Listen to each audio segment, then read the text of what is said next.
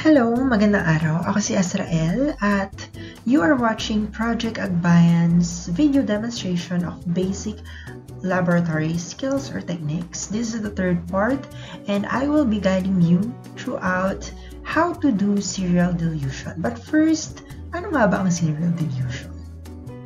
Now, in the laboratory, ginagamit natin yung serial dilution to obtain solutions with very specific concentrations. In particular, kung gusto nating makakuha ng solution or makagawa ng solution na may very small or very diluted concentration at ang meron lang tayo ay, let's say, very concentrated naman solution, hindi practical na bigla-bigla na lang tayong kukuha ng portion ng stock solution na very concentrated para i-dilute siya. That's not what we do in the laboratory. Instead, we use serial dilution.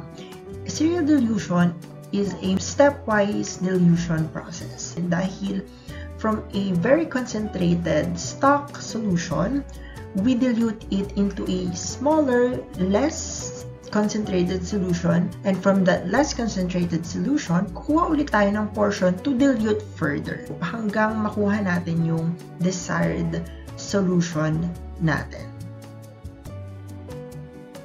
Now, the goal of this video presentation is to show you how to prepare the following diluted concentrations just from this stock NaCl or sodium chloride solution with just 1 molar.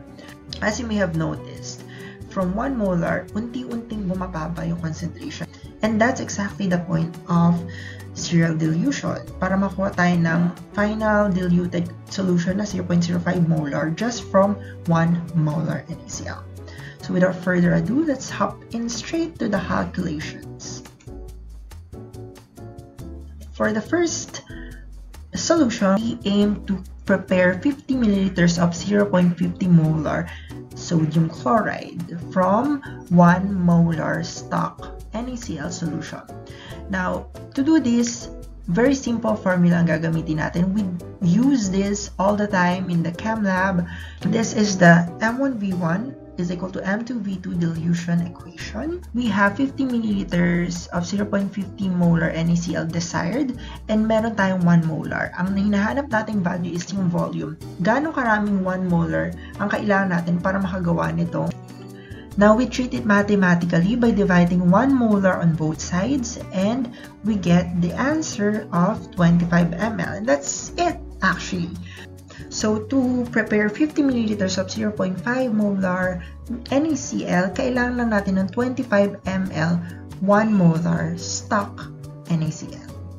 Now, moving forward, or hindi na tayo kukuha dito from the stock solution. Instead, dahil bumaba pa yung concentration, pwede tayong gumamit or pwede natin gamitin yung na-prepare nating 0.50 molar NaCl. Now, to visualize this further, we will use the same equation, but this time, di ba, ang desired natin is 50 ml of 0.10 molar. So, we just plug that into the equation. We multiply 50 ml by 0.10 molar, and then we equate it by, ito yung sinasabi ko, from the previous concentration, which is 0.5 and not the stock solution. And we get the answer of 10 ml. So, ibig sabihin, kailangan lang natin ng 10 ml ng 0.50 NaCl para makagawa ng 0.10 molar NaCl. Finally, gusto nating mag-prepare ng 50 ml 0.05 molar NaCl.